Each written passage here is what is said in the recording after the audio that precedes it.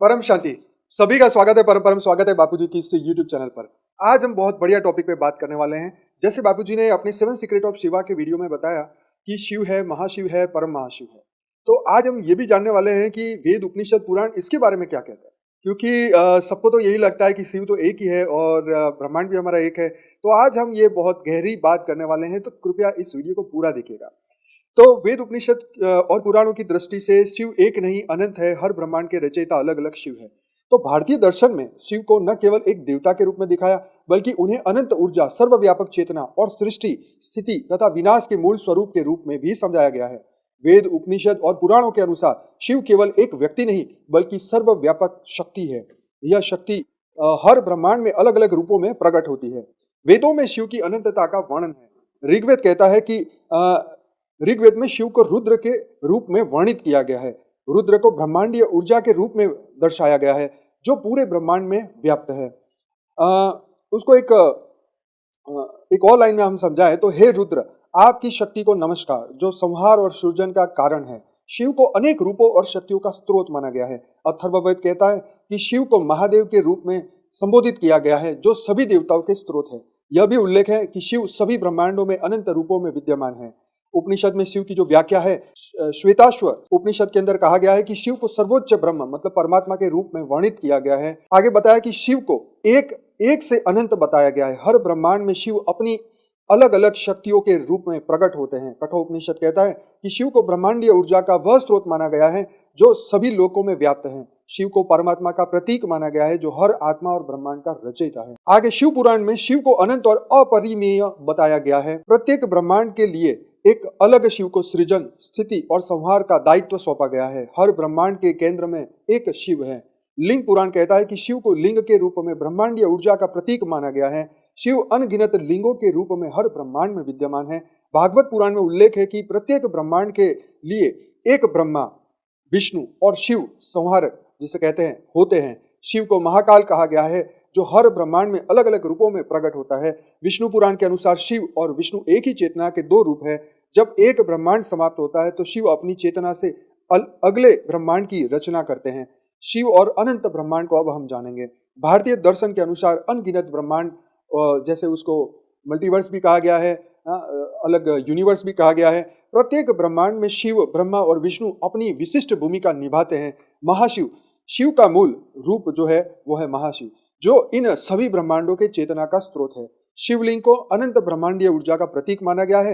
यह दर्शाता है कि शिव हर ब्रह्मांड में एक विशेष रूप में मौजूद है। आगे तंत्र ग्रंथों के अनुसार शिव को अर्धनारीश्वर और त्रिलोकनाथ के रूप में देखा गया है।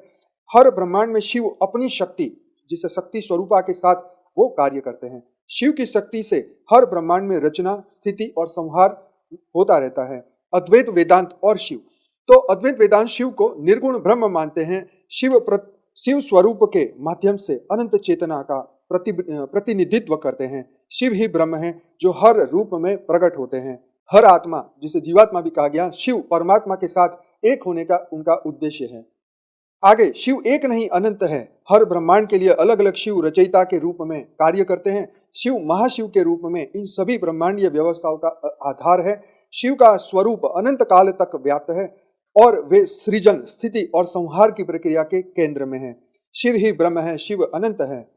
तो आज हमने जो ये जाना है कि इसके अंदर शिव की हमने अलग अलग स्थितियों को जाना। आगे वेद, उपनिषद और पुराणों की दृष्टि से शिव, महाशिव और परम महाशिव की जो विभिन्नता है, आज हम ये भी जानेंगे। शिव का अर्थ जैसे बताया कि शिव मंगलकारी है, कल्याणकारी है, सृष्टि के पालक है, संहार के त्रिदेव हैं, जिसमें ब्रह्मा, विष्णु, शंकर में से एक हैं। शिव संहारक है, जो संसार को समाप्त करके पुनः सर्जन के लिए मार्ग तैयार करते हैं। तो उनकी प्रमुख विशेषताएं भी बताई कि शिव सृष्टि के हर ब्रह्मांड में एक शिव होते हैं। शिव त्रिलोक, पृथ्वी, स्वर्ग और पाताल के स्वामी हैं। वे अर्धनारीश्वर के रूप में शक्ति पार्वती के साथ कार्य करते हैं। शिव पुराण में कहा गया कि हर ब्रह्मांड में शिव एक विशिष्ट रूप में प्रकट होते हैं। हर ब्रह्मांड के शिव का कार्य उसी ब्रह्मांड की सृष्टि और विनाश को संचालित करते हैं। अब महाशिव का क्या कार्य है वो हम समझते हैं। महाशिव का अर्थ है सर्वोच्च शिव, जो अनगिनत ब्रह्मांडों के सभी शिवों के नियंत्रक और स्रोत भी है। तो बापूजी ने जब शिव और महाशिव का अंतर समझाया तो महाशिव ने संकल्प किया मैं एक से अनेक हो जाऊं तो कई अनंत शिव बने और अनंत शिवों ने अनंत ब्रह्मांड बनाए। तो बापूजी ने महाशिव को, जैसे शिव को हमारे ब्रह्मांड का रचयिता, मतलब बापूजी ने सोलर सिस्टम को ब्रह्मांड समझाया और गैलेक्सी को महाब्रह्मांड समझाया। मतलब गैलेक्सी जो है वो महाब्रह्मांड है और महाब्रह्मांड के रचयिता महाशिव है। तो महाशिव को यहाँ समझाया कि महाशिव संपूर्ण अनगिनत ब्रह्मांडों के केंद्र में है और हर ब्रह्मांड के शिवों के मूल स्रोत है। तो यहाँ प्रमुख विशेषता यह है कि महाशिव जब महाकाल है, जो समय और स्थान से परे हैं, वे सभी शिवों को उत्पन्न करने वाले हैं और अलग अलग ब्रह्मांड में कार्य करते हैं। उनकी शक्ति अनंत है और सभी ब्रह्मांडीय नियमों के निर्माता है।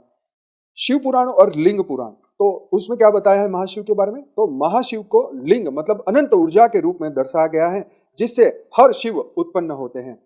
तो उदाहरण के तौर पे यदि शिव एक ब्रह्मांड के संचालक के लिए जिम्मेदार है, तो महाशिव अनगिनत ब्रह्मांडों के शिवों के संरक्षक और उत्पत्ति के वो स्रोत बताए गए।